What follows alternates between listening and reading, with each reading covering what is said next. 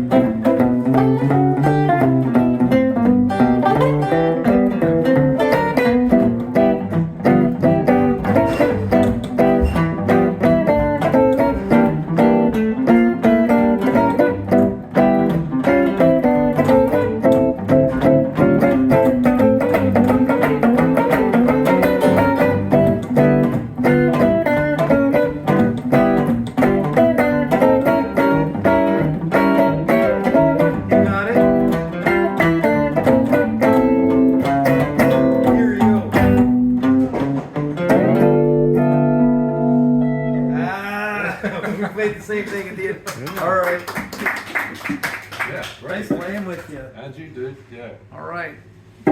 Hi, this is Johnny Burgin with another Chicago Blues lesson. This is about Rock This House by Reggie Boyd. This song has a pretty difficult intro and an awesome solo and lots of incredible ideas throughout. Now, if you guys know anything more about Reggie Boyd, I'd love to hear it. Yeah, I know he was a guitar teacher to the Blues Stars, and he's on many, many chess records and other records. He even put out a single under his own name with Earl Hooker on it, and so on.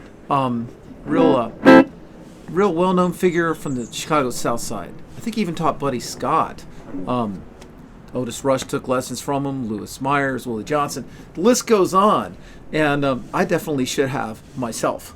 I'd love to learn more about him. So let's talk about Rock This House. Now, the best way I think to study this or to practice this would be just do the bass line. So I'm going to do a bass line kind of like a G major scale. Here we go. Get a nice little click in there. I'm not going to start on the intro. I'm going to start on the things he'd do over the vocal, behind the vocal. Picture that.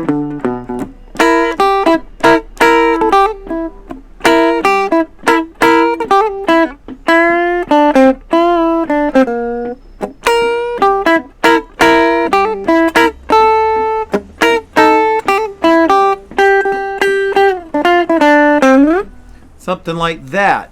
He's playing really free, never totally repeats himself. This is just 5th and 6th fret.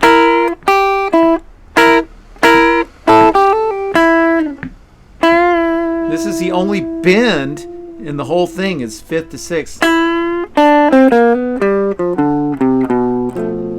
something like that. Nice. It's really nice. So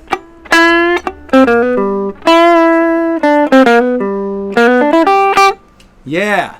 So these are the kind of things that he would play over that, and he does this, and then he does this fill, which is, this is all out of a G like this C chord that's moved all the way up here with your pinky on the 10th fret. Don't have to do the whole thing. So this is 7, 8, 9, 10.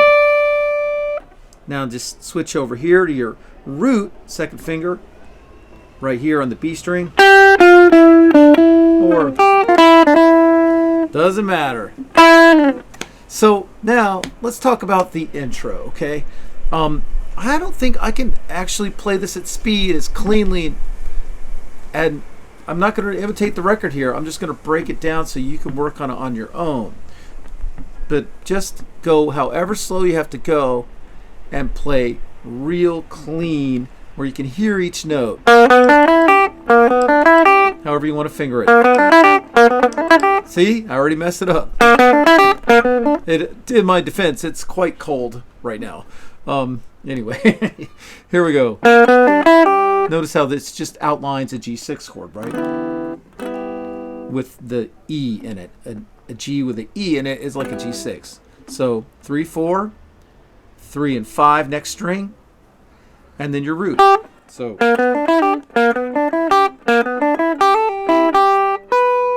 you could even finger it here out of this position if you wanted to. That's out of this, right? Either way. And then he's like, okay, enough of the kid stuff. Now I'm going to show you what I can do. So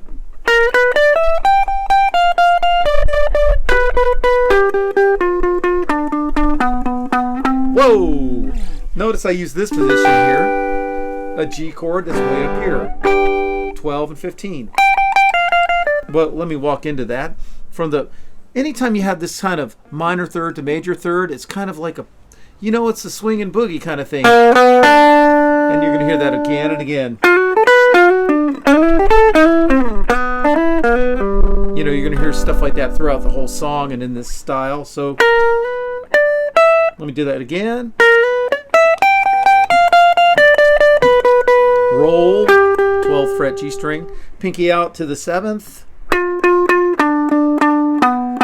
Third finger on the 3rd, which is the 14th fret A string. Now you can finger it like this instead.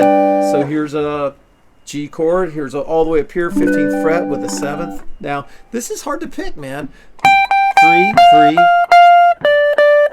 Second finger on the 3rd interval, G string. 3rd finger here, 7th. I love the way he just, right when we go to C, he ends up at C. I mean, you always feel where you are. It always makes perfect sense. Okay, man. Try not to pick too hard and try to relax and smile a little bit so you reduce the tension in your body. If you listen to it really carefully and slow it down, you can hear he's playing less volume. It's even maybe a hair difficult for him or something. Like, he's louder up here and then quieter down here. It's fast. And then he goes, all right, next thing. Into the C chord. He just plays out of this here. Yeah, you can get that. Even if you're a beginner, you can get this for sure. 12 and 14. Just like the beginning of the stumble, right? Anyway. I like doing these bends way up high with my second finger sometimes. I'm not trying to flip you off. No offense. Okay. But however you want to finger it. You can even do this. But it's a little less crowded this way. And then he goes, which is just like the beginning, right? Or here. So this part of your G chord is the same as this part of this G chord. You could reach out here if you want to. And now we're on the 4. And so I like to just play right out of your 4. And then he does something amazing. We were on the 5. What am I saying? Out of a D. And now here we go. 12 and 10. We're going to get back into this later. Now let's come all the way down to this G minor shape. 6 and 8 on the E and B strings. That reminds me a lot of honky tonk. It's a C7th, right? And we end in G right at the right moment. He's always right where he needs to be at the exact right time. The whole deal intro, okay?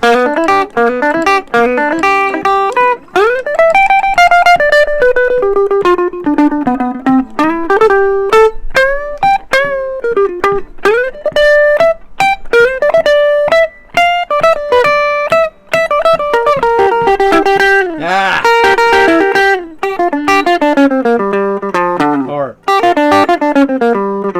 something really similar to that. It's another almost a honky tonk. That's it. Why don't you come on down? So, okay, so that brings us to the two kind of solos or little showcases for them. And this is a great concept for this lesson if you learn one thing. You know, a lot of people, when they do a solo, they feel like they're being forced off of a tightrope, you know, and they're walking over a pit of fire and they're terrified and they don't like, how am I going to get all the way to the end, you know? Well, one way you could do it is you have like a 4-bar idea. Then you do that same 4-bar idea again. And then you do a third thing that kind of wraps it all up. Kind of like a blues song in the first place, right? I woke up this morning and had my baby on my mind. I woke up this morning and I had my baby on my mind. Guess what? We're 2/3 of the way through the whole song. I said, hallelujah, I'm so glad she's mine, because you've got to sort of wrap it up and give it all a reason why and a resolution. So he does the same thing.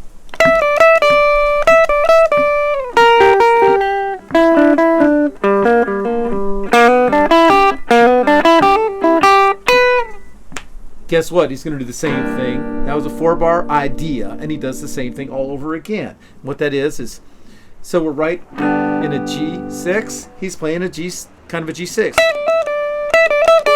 Dig this. That's kind of a G minor-ish sort of thing, 6 and 8. I know he fingers it this way. He doesn't do this. That sounds kind of too clinical. He lets the notes almost ring together. I really think so. 5th and 7th. It's unusual but interesting. 5th and 7th on the B and G string.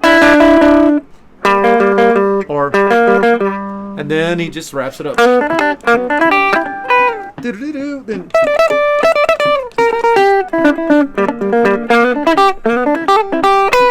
now we're on the see, you made it all the way 8 bars. You're almost there.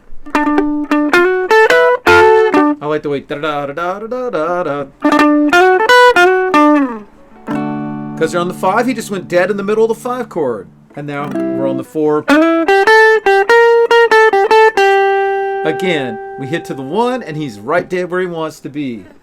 And he does something very similar to what he did in the solo. Now the next one is even more classic. He goes.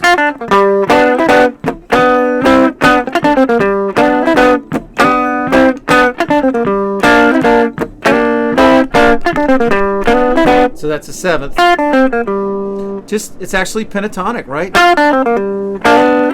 And then he plays a G and sort of a 1-4-1 little partial chord answer, you know.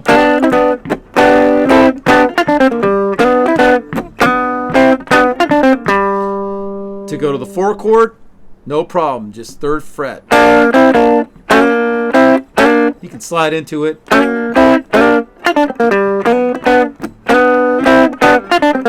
On the 5, just do the 4 again. It's kind of like playing a D augmented, or it works.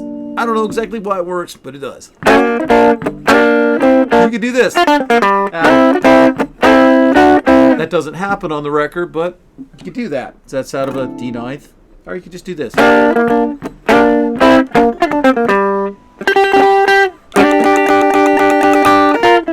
There's one part that's so exciting where da da da da da da da da da da. God, what a picker, man. What a picker. Let me know any Reggie Boyd memories, stories. Never did get to see him live. Anything like that, I would have loved to.